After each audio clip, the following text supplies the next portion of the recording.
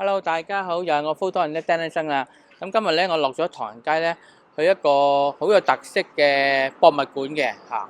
咁如果喜歡懷舊嘅你咧，係值得嚟呢度睇一睇噶。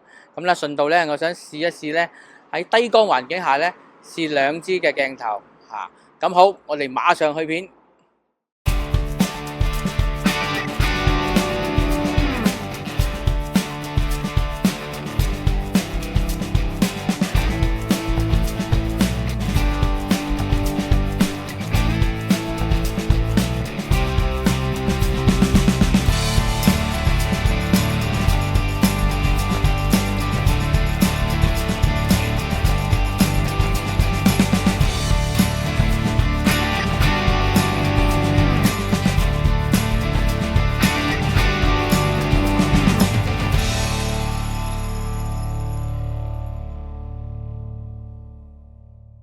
今日所介紹呢，就係位於唐人街片打東街51號嘅華裔博物館啊！如果你之前呢有睇過我介紹呢個中華文化中心大戲嗰條片呢，咁佢其實嘅位置呢，就喺呢個 building 嘅斜對面啦。呢棟啡色嘅建築物就係啦。呢棟已經擁有過百年嘅歷史嘅建築物，已經被加拿大政府呢列入為文化嘅遺產啦。雖然呢個建築物呢已經有好耐歷史啦，但裏邊嘅設計呢相當之新穎。喺一樓呢，你就會見到去展示呢個館嘅一啲嘅歷史嘅照片。去到二樓呢，你就會去到一個叫做夢想工房嘅地方，去展示1980年至到2000年華語歌曲嘅黃金年代嘅照片啦。仲有你會見到好多歌手嘅一啲表演過嘅服飾，你都會見到嘅。去到呢個長廊最後呢嘅右手邊呢，你又要發現另外一個房間，裏邊呢係一個超大型嘅卡拉 OK 房嚟㗎。你可以呢喺裏邊呢高歌一曲。咁當然啦，裏邊點唱嘅歌曲一定係1980年至2000年嘅一啲懷舊金曲嚟嘅。博物館裏邊可以卡拉 OK 都係第一次見啊，所以我即刻呢就同我朋友，不如點個唱，一齊唱首歌咯！呢度真係太厲害啦！估唔到博物館裏邊有卡拉 OK 房，而且仲係咁大。而呢個卡拉 OK 房嘅亦都掛滿咗好多經典嘅唱片嘅封套。我諗啊，總有幾隻啊，你都會擁有過㗎。一般嘅展館呢，通常都唔俾帶閃光燈同埋腳架嘅。呢個展館亦都唔例外。所以今日呢，我特別帶咗兩支定焦嘅鏡頭，分別係35 1.8 STM 鏡頭同埋45 1.2 STM 嘅鏡頭，喺低光環境下做一啲嘅測試嘅。喺低光環境下呢，我特別攞呢兩支嘅定焦鏡頭，想試下呢嗰啲散景嘅。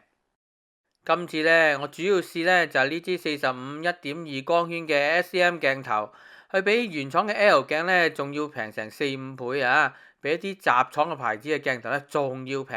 咁我咧就攞啲唱片嘅封套試下去1.2光圈啦、4光圈啦同8光圈嘅散景表現嘅。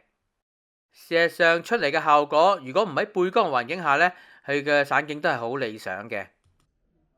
拍攝完2樓嘅呢啲唱片封套之後咧，都係時候上3樓咧拍攝一啲歷史嘅一啲嘅文物啦。展館內呢，柔和光線的確令到呢個環境呢就充滿咗氣氛。對於攝影人嚟講，呢個呢就屬於低光嘅環境，所以呢用呢個大光圈嘅定焦鏡頭都無可厚非嘅。可能你會問啊，你已經有支45.2光圈，點解你仲要帶支35.8光圈啊？你睇一睇呢幅圖啊！呢兩張相係喺全開光圈環境下所拍攝嘅，你會見到35mm 嘅鏡頭，因為有微距嘅功能，佢可以咧擺到支鏡頭好埋，形成咗一個較大嘅放大率。相反呢，45mm 鏡頭就冇微距嘅功能，所以出嚟嘅散景嘅效果呢，其實我就覺得差唔多啦。喺參觀完呢個加拿大華裔軍人展區之後呢，喺隔離呢就有一個充滿懷舊色彩嘅客廳同埋一個教室嘅，佢係還原華裔博物館前身嘅永生號大廈裏邊嘅一啲嘅擺設同埋一個裝飾嚟嘅。喺呢度你可以周圍去影相啊，同埋參觀嘅。喺客廳呢度呢，真係可以講話件件古董啊，都大過我嘅。葉先生呢個人呢，都重視教育嘅，所以喺客廳隔籬呢，你會見到一個教室嘅。想當年呢，葉先生嘅子孫呢，就喺呢度上堂噶啦。你唔好睇呢度啊，細細間啊，其實喺呢度呢，係溫哥華一間最悠久歷史嘅一間註冊學校嚟噶。如果你係第一次嚟呢間學校嘅，我都會建議你登記呢，成為佢其中一個學生。喺課室嘅其中一個牆壁上面呢，有個攝影機喎，你只要對住鏡頭笑一笑呢，咁你嘅影像呢就會被記錄，之後輸入你嘅姓名同埋你嘅電郵，佢就會寄翻張相俾你噶啦。你睇下，我已經登記咗成為其中一個學生啦。以下落嚟係我今次參觀嘅拍攝嘅一啲嘅照片，請你細心嘅欣賞啊！唔知你買一支鏡頭返嚟嘅時候，會用支鏡頭嘅咩光圈呢？如果你問我呢個問題，我毫不猶豫就會答你。我通常呢會用呢支鏡頭最大光圈去拍攝啦，同埋佢所謂嘅最優質嘅光圈去拍攝啦。所謂最大光圈就係鏡頭光圈數值最細嘅、吸光量最大嘅一個光圈嘅設定。佢對於暗光下環境嘅拍攝呢，絕對係有利嘅。所謂嘅優質光圈呢，就係一支鏡頭嘅最高解像力啦。通常一支鏡頭最大同埋最細光圈嘅中間呢，就通常係呢個優質嘅光圈嚟嘅。對於呢兩支鏡頭嘅影像質素測試呢，其實網上呢都有好多噶啦。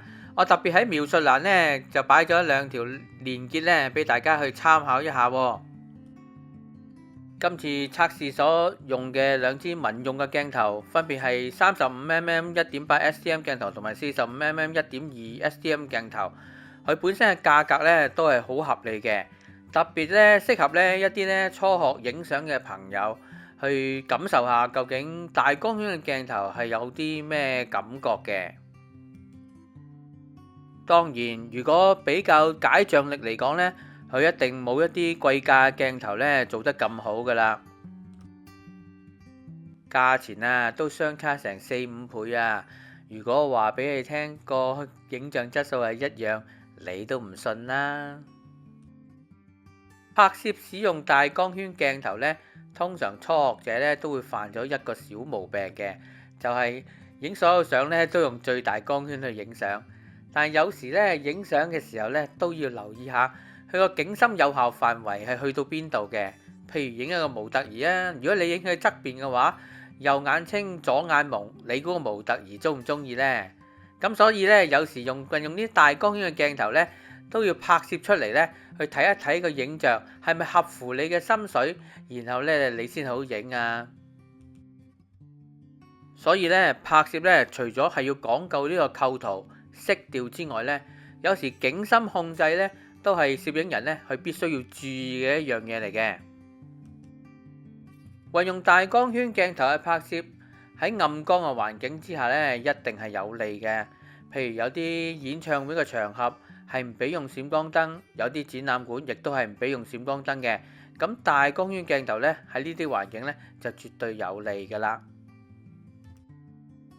老土啊，都係要講一句噶啦。影相呢樣嘢呢，就係要你點樣去多角度、多思考，同埋點樣去控制你嘅景深。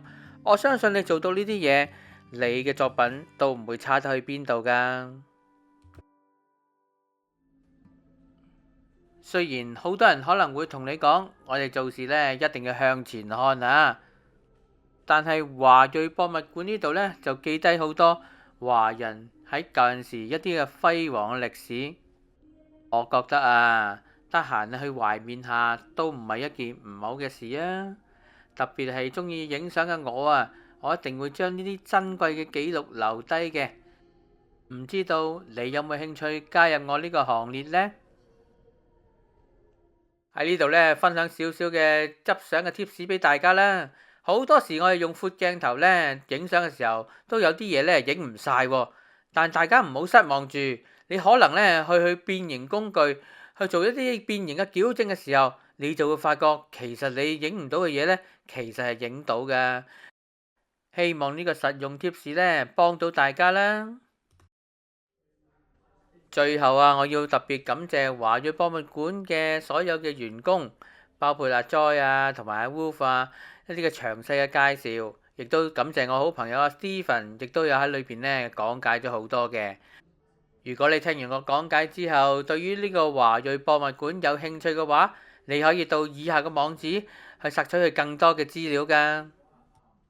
好啦，咁啊頭先咧，我喺裏邊咧又遊走咗一圈啦，咁啊影咗唔少嘅相，我亦都試咗兩支嘅鏡頭，分別係35mm 1.8 STM 鏡頭同埋40mm 1.2 STM 鏡頭，亦都拍攝咗唔同嘅角度，亦都講咗佢有啲有啲嘅限制啦呢啲鏡頭，但係喺一啲情況下咧，佢的確係你個好幫手嚟嘅嚇。